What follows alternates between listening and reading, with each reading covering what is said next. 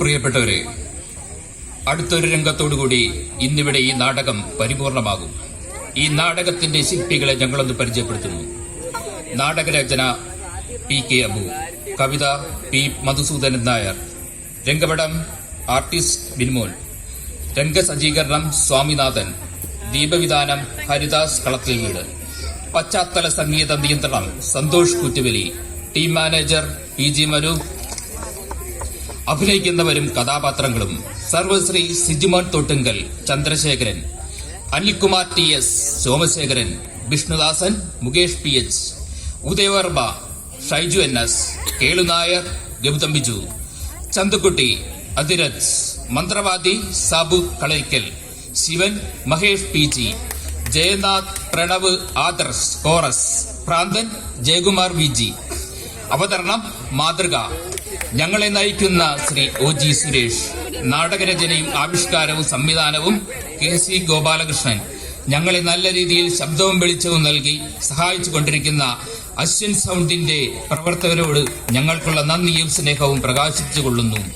ഈ നാടകം കണ്ട് ഞങ്ങളെ പ്രോത്സാഹിപ്പിച്ചു കൊണ്ടിരിക്കുന്ന നല്ലവരിൽ നല്ലവരായ നിങ്ങൾ ഓരോരുത്തരോടുമുള്ള നന്ദിയും സ്നേഹവും ഈ അവസരത്തിൽ രേഖപ്പെടുത്തിക്കൊള്ളുന്നു. ഒരിക്കൽ കൂടി നിങ്ങളുടെ ഏവരുടെയും അനുഗ്രഹാശിസ്സുകൾ പ്രതീക്ഷിച്ചുകൊണ്ട് നാടകം തുടരുന്നു. സായന്തനങ്ങളെ സാക്ഷി.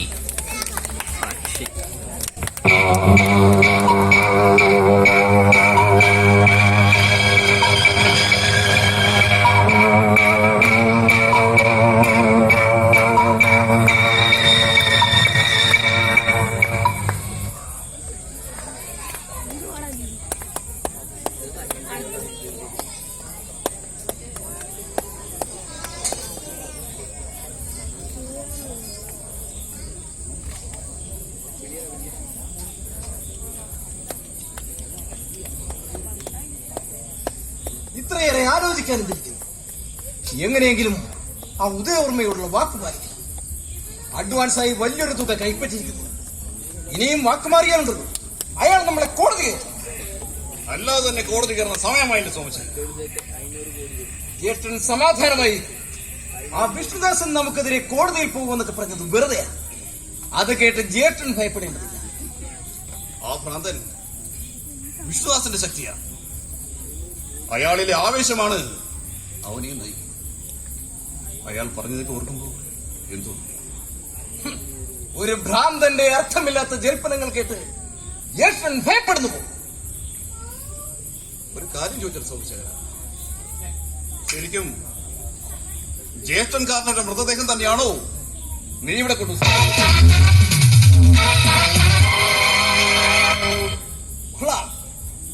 നീണ്ട 6 വർഷങ്ങൾക്ക് ശേഷവും ജ്യേഷ്ഠന് സംശയമോ? 100 കണക്കിന് ദേശവാസികളെ സാക്ഷി നിർത്തി ജ്യേഷ്ഠൻകാരനവരുടെ ചിതയ്ക്ക് തീ കൊളുത്തിയത് ഞാനാണ്. എന്തോ എനിക്കൊന്നിലും ഒരു വിശ്വാസം വരുന്നില്ല. ഇനിയിപ്പോൾ വിശ്വാസ പ്രമാണങ്ങളുടെ പുനഃപരിശോധനക്കല്ല പ്രസ്ഥാനം. എങ്ങനെയെങ്കിലും ആ ഉദയവർമ്മയ്ക്ക് വസ്തു കൈമാറണം. ഞാൻ എന്ത് ചെയ്യണമെന്നാണ് നീ പറയുന്നത്? അടുത്ത മുഹൂർത്തത്തിൽ ഇവിടെ ബലികർമ്മം നടക്കണം.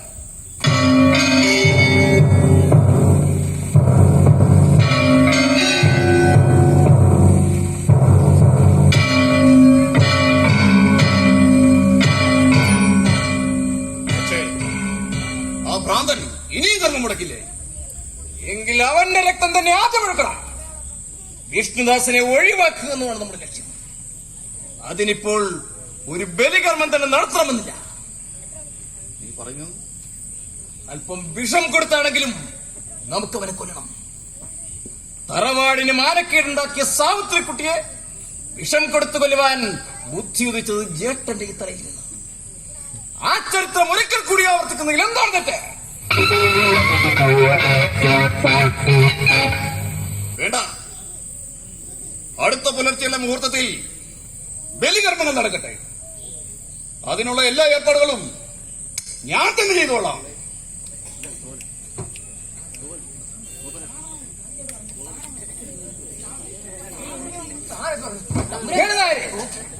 എന്താ രണ്ടാളും നിന്ന് വട്ടം തമ്പുരാന് തിരുവുള്ളക്കേട് തോന്നരുത്, ഒരു സങ്കടം അറിയിക്കാനുണ്ട്. സങ്കടമൊന്നും കേൾക്കാനുള്ള മനസ്സാന്നിധ്യം എനിക്കിപ്പോഴില്ല. എങ്കിലൊരു സന്തോഷം അറിയിക്കാനുണ്ട്. എന്താന്ന് വെച്ചാ പറഞ്ഞു തുലക്ക്. എനിക്കൊന്ന് നാട്ടിൽ പോയാൽ കൊള്ളാന്നുണ്ട്. എന്റെ കാര്യം മറന്നു തമ്പുരാനെ, എനിക്കുണ്ട് അങ്ങനെ ആശ. എന്താ ഇപ്പൊ രണ്ടുപേർക്കും ഇത്ര പെട്ടെന്ന് ഇങ്ങനെ തോന്നാൻ? തമ്പുരാനെ, ഇവന്റെ ഭാര്യയുടെ 12ാമത്തെ പ്രസവമാ. അപ്പോൾ എന്റെ അച്ഛൻ അടുത്തുണ്ടാവുന്ന ആളെ അറിയണം. അതുകൊണ്ട് എന്നെ പോകാൻ ഒതുക്കണേ. എന്റെ ഭാര്യ പ്രസവിക്കാൻ താൻ കിടന്നു. ഞാൻ അങ്ങനെയാണോ? ഇപ്പൊ തമ്പുരാനെ, എന്റെ ഭാര്യയുടെ കാര്യം പറഞ്ഞത്. അപ്പോൾ തനിക്കോ? ഒന്നുമില്ലേ, ഇവിടുത്തെ തൽക്കാലം എന്തെങ്കിലും കളവ് പറഞ്ഞ് രക്ഷപ്പെടാന്ന് ഈ കേടുന്നവരെ എന്നോട് പറഞ്ഞു. എങ്കിൽ രണ്ടാളും പോയി വേഗം തിരികെ എത്തണം എന്ന് ഞാൻ പറയുന്നു വരുന്നത്. കാരണം അടുത്ത മുഹൂർത്തത്തിലൂടെ ബലികർമ്മം നടക്കും. അതുവരെ രണ്ടാളും ഈ പടിപ്പുര കിടന്ന് പുറത്തു പോകരുത്. മനസ്സിലായോ? ഓ, മനസ്സിലായി. എന്തുകുട്ടി, ചില കൂട്ടിയാഴ്ച ബന്ധുസഭയിലെ കടാകാശ പണി കാണിക്കുന്നത് അത് താൻ എന്നോടും കാണിക്കുന്നത്. ഇനിയിപ്പൊ അനുഭവിച്ചു. അടുത്ത മുഹൂർത്തത്തിന് ഇവിടെ ബലികർമ്മം നടക്കും. അഥവാ നടന്നില്ലെങ്കിൽ ആ പാവം വിഷ്ണാസനെ അവരെല്ലാം കൂടി തല്ലി കൊല്ലും. ഞാൻ നിന്നെയും കൊല്ലും. എടാ, ഇത് പഴയ കാലമൊന്നുമല്ല. താനും ഞാനൊക്കെ അകത്ത് പോകും. ഇനിയിപ്പൊ എന്ത് ചെയ്യും? ദൈവത്തിന് വേണ്ടി തന്നെ പ്രാർത്ഥിക്കാം. പ്രാർത്ഥിക്കാം.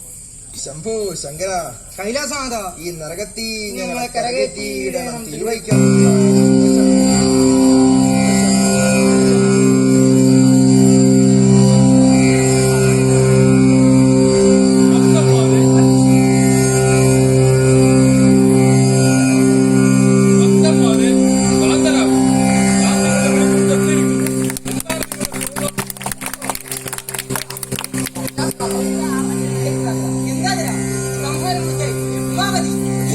കൂടുതൽ മടിയടിക്കാതെ കാര്യം പറയും ഭക്തന്മാര്. ഞങ്ങളെ എങ്ങനെയാണ് ശിക്ഷിക്കുന്നത്?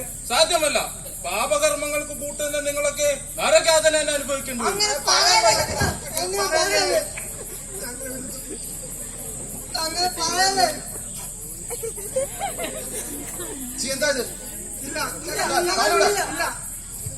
എന്താ രണ്ടാൾക്ക് ഭ്രാന്ത് പിടിച്ചോ? പൊന്നു സാറെ വിളിച്ചിട്ടില്ല. അതിനാ ഭ്രാന്ത് പിടിക്കും. എനിക്കും തോന്നി. സോമശേരല്ലേ വിളിക്കാം. സാർ നടക്ക്. കിടക്ക്.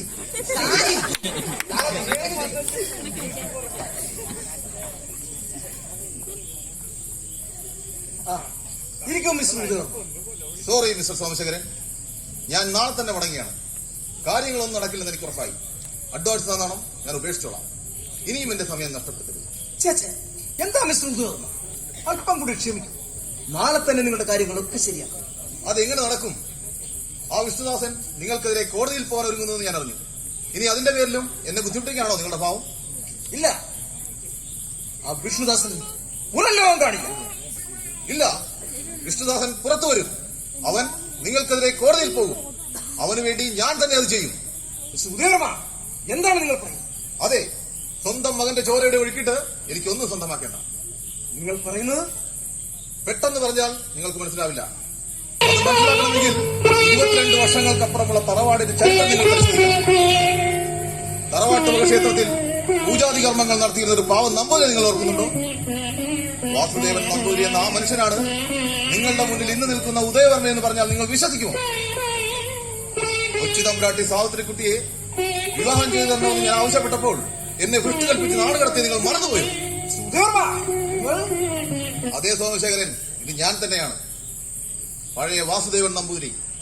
നിങ്ങളുടെ സഹോദരിയെ മനസ്സുകൊണ്ട് ഭാര്യയായി സ്വീകരിച്ച സാവിത്രിയിൽ എനിക്ക് ജനിച്ച കുഞ്ഞാണ് വിശ്വാസൻ. അവന് വേണ്ടിയാണ് ഞാൻ ഈ തറവാട് വാങ്ങുന്നത്. ഇല്ല, ഇനി ഈ തറവാട് നിങ്ങൾക്ക് തരില്ല. എഗ്രിമെന്റ് പ്രകാരം പറഞ്ഞ തുകയിൽ പകുതിയിലേറെ നിങ്ങൾ കൈപ്പറ്റി കഴിഞ്ഞിരിക്കുന്നു. നിങ്ങൾക്ക് എന്നെ കളിപ്പിക്കാനാവില്ല മിസ്റ്റർ സോമശേഖരൻ. നിയമത്തിന്റെ സംരക്ഷണം നിങ്ങളെക്കാൾ ഏറെ കിട്ടുന്നത് എനിക്കായിരിക്കും. തിരുവാങ്കുറിഞ്ഞിലെ കാർണോർമാർക്ക് വിലക്ക് വാങ്ങിക്കാൻ പറ്റാത്ത എന്ത് നിയമമാണ് ഇവിടെ ഉള്ളത്? നിങ്ങൾ ഏത് നിയമം വിലക്ക് വാങ്ങിയാലും ശാശ്വതമായ സത്യത്തിന്റെ മുഖം മറയ്ക്കാൻ നിങ്ങൾക്കാവില്ല. പാവപ്പെട്ട എന്റെ സാവിത്രിയെ നിങ്ങൾ വിഷം കൊടുത്തു കൊന്നു. വിഷ്ണുദാസനെ കൊലപ്പെടുത്തുവാൻ ശ്രമിച്ചു. സാവിത്രിയുടെ മരണത്തോടെ മാനസികമായി തകർന്ന വലിയ കാരണവർ തീർത്ഥാടനത്തിന് വേണ്ടിയാണ് ഈ തറവാട്ടിൽ ഇറങ്ങിപ്പോയത്. പക്ഷേ ആ മനുഷ്യൻ മരിച്ചുവെന്ന് പത്രപരസ്യം പോലും ചെയ്തു. നിങ്ങൾ എവിടെ നിന്നോ ഒരു അജ്ഞാത മൃതദേഹം കൊണ്ടുവന്ന് ദഹിപ്പിച്ച് മറ്റുള്ളവരെ നിങ്ങൾ തെറ്റിദ്ധരിപ്പിച്ചു.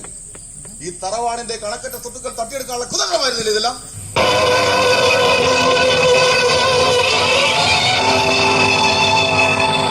നിർത്തണം നിന്റെ പ്രസംഗം.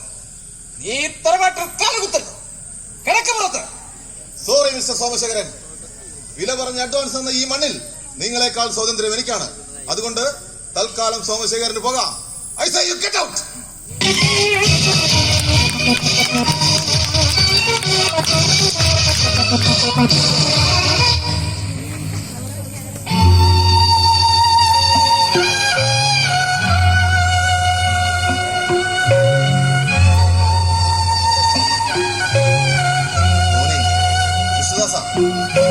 വേണ്ട, നിങ്ങൾ അങ്ങനെ എന്നെ വിളിക്കണ്ട. ഈ തറവാട് വിലയ്ക്ക് വാങ്ങി എന്റെ ജീവൻ തീർക്കാൻ ശ്രമിക്കുന്നത് നിങ്ങളെ എനിക്ക് കാണണ്ട. വിഷ്ണു, നീ എന്നെ മനസ്സിലാക്കൂ. ഈ തറവാട് വാങ്ങി ഇവിടെ ഫാക്ടറി എന്ന് കേട്ടാൽ എന്റെ ഉദ്ദേശം. പിന്നെ ഈ തറവാട്ട് മുറ്റത്തെ ഒരു പുൽപ്പൊടി പോലും ഞാൻ നശിപ്പിക്കില്ല. പക്ഷേ നിനക്ക് വേണ്ടി ഞാൻ ഈ തറവാട് വാങ്ങും. നിന്റെ അമ്മ സാവിത്രിക്കുട്ടിയുടെ ആത്മാവ് വിലയും കൊണ്ട് ഈ തറവാട്ടിൽ ഒരു രാത്രിയെങ്കിലും എനിക്ക് ഉറങ്ങണം. വർഷങ്ങൾക്ക് മുമ്പ് തിരുവാങ്കുറിഞ്ഞിയിലെ കാർണവരുടെ മുന്നിൽ തലകുലിച്ചു നിന്ന വാസുദേവ നമ്പൂരിക്ക് ഒരു നിമിഷമെങ്കിലും തലയുയർത്തി നിൽക്കണം. അതിനുവേണ്ടിയാണ് ഞാൻ ഈ തറവാട് വാങ്ങുന്നത്. അപ്പോ നിങ്ങൾ ആരാണ്? നിന്റെ അച്ഛൻ എന്ന ഒറ്റ വാക്കിൽ പറയാം.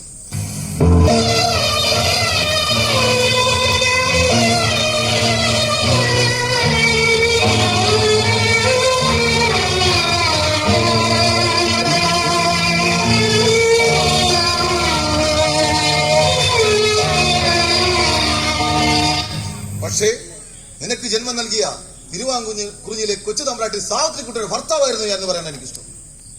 പക്ഷേ തറവാട് വിൽക്കാൻ എന്നെ ബലി കൊടുക്കുമെന്നറിഞ്ഞിട്ടും നിങ്ങൾ എന്തുകൊണ്ട് നേരത്തെ പ്രതികരിച്ചില്ല? നിന്നെ ആർക്കും ഒന്നും ചെയ്യാനാവില്ലെന്ന് എനിക്ക് ഉറപ്പായിരുന്നു. കഴിഞ്ഞ കുറെ നാളുകളായി നിന്റെ സംരക്ഷണ ചുമതല നീ അറിയാതെ ഏറ്റെടുത്ത നിന്റെ വല്യമ്മാവൻ തന്നെയായിരുന്നു. എന്ത്? എന്റെ വല്യമ്മാവൻ മരിച്ചിട്ടില്ലെന്ന്? അതെ, ആ വലിയ മനുഷ്യൻ ഇന്നും ജീവിച്ചിരിക്കുന്നു. ആ ഒരു വിശ്വാസം മാത്രമാണ് ഇത്രയും നാൾ എന്നെ നയിച്ചത്. പക്ഷേ ഞാൻ എന്റെ വലിയമ്മാവനെ കണ്ടിട്ടില്ലല്ലോ. വലിയമ്മാവൻ ഒരിക്കലും എന്നെ തേടി വന്നിട്ടുണ്ട്, കണ്ടിട്ടുണ്ട്. ഇനിയും നീ കാണും.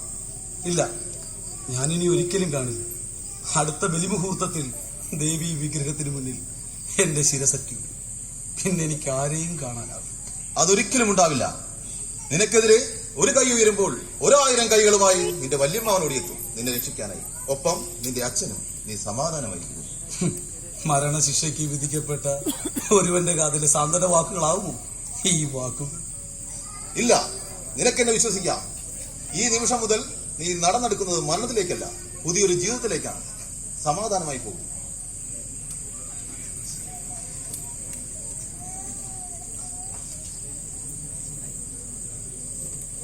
ഉദയവർമ്മ, ഇനിയും നിങ്ങളോട് അവധി പറയുന്നത് ശരിയല്ലെന്നറിയാം. വേണ്ട, നിങ്ങളിനി എനിക്ക് വേണ്ടി ഒരു കർമ്മം നടത്തേണ്ട. നടത്തും. തിരുവാങ്കുറിഞ്ഞിയിലെ കാർണവർമാർ വാക്ക് തെറ്റിക്കാൻ പാടില്ല. അതുകൊണ്ട് ബലികർമ്മങ്ങൾ ഞങ്ങൾ നടത്തും. നടക്കട്ടെ.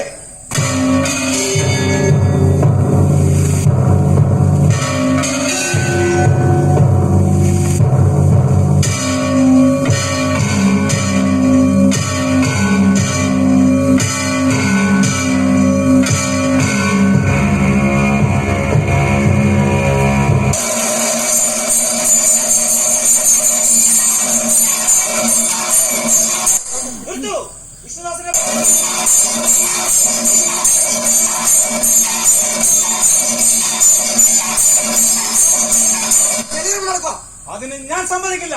മര്യാദക്ക് അനുസരിക്കുന്നല്ലത്. പുറത്തേക്ക് പോ. അനുസരിക്കാൻ മനസ്സില്ലെങ്കിലോ?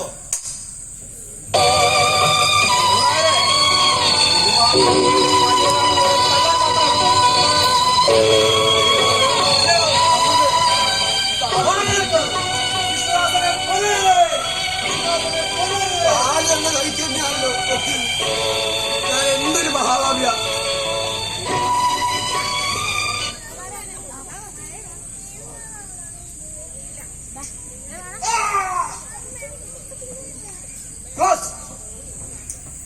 എല്ലാം കഴിഞ്ഞു. ദേവിക്കും തൃപ്തിയായി, ദേവൻ തൃപ്തിയായി. ജീവിതം എന്നൊന്നറിയാത്ത കൃഷ്ണാസ, നിന്റെ ആത്മാവിനിയായി നിത്യശാന്തി നേരുന്നു.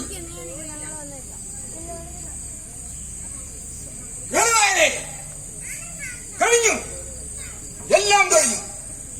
തിരുവാങ്കുറിഞ്ഞിയിലെ ദേവീ വിഗ്രഹത്തിന് മുന്നിൽ ആദ്യം ചിതറിയ ചോര അഭ്രാന്തന്റേതായിരുന്നു.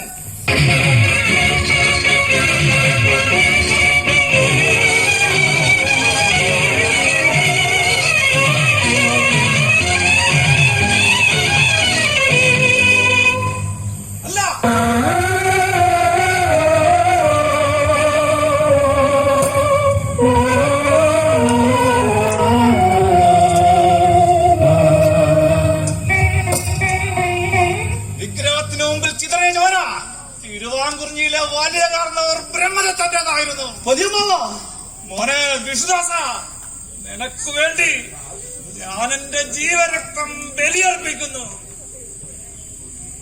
അപ്പോൾ നിങ്ങൾ സ്വന്തം സഹോദരങ്ങൾ ചെയ്തു കൂട്ടിയ പാപത്തിന്റെ ഫലം സ്വയം ശിരസിലേറ്റി തിരുവാങ്കുറിഞ്ഞിയിൽ നിന്ന് പടിയിറങ്ങിയ വലിയ കാരണവർ.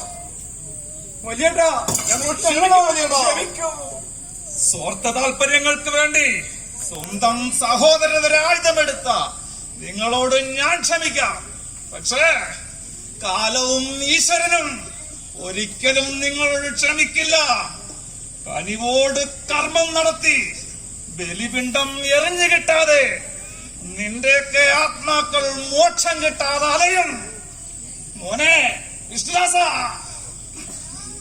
അധികാരത്തിന്റെ പേക്കോലങ്ങളെ പടിയിറക്കി അധികാരത്തിന്റെ പുത്തൻ ദീപം തെളിയിച്ച് സായന്തനങ്ങൾക്ക് സാക്ഷിയായി ഇനി ഈ തിരുവാങ്കുറിഞ്ഞിലെ തിളമുറ തമ്പുരാൻ ഇനി നീയായിരിക്കട്ടെ കുഞ്ഞെ.